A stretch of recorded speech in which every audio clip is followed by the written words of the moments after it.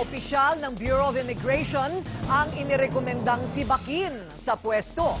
Ito'y bunsod ng naging pahayag ni Pangulong Aquino sa kanyang SONA tungkol sa pagtakas ng isang Koreanong pinaghahanap ng batas at iba pang anomalya sa immigration.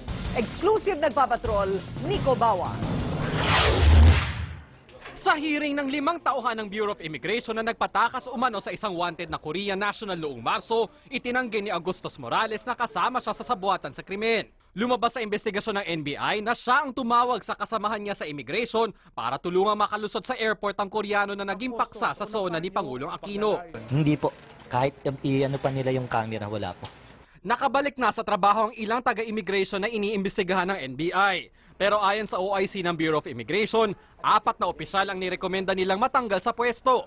Isa na raw ang nagbigay ng resignation letter. Somehow, alam naman natin yung mga affected divisions na that somehow caused the Bureau to be in the State of the Nation address ng ating Pangulo.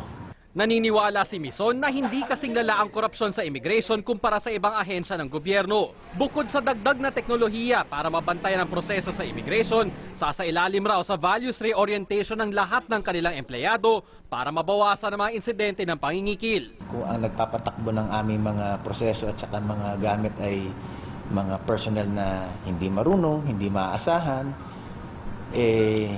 masama din ang output.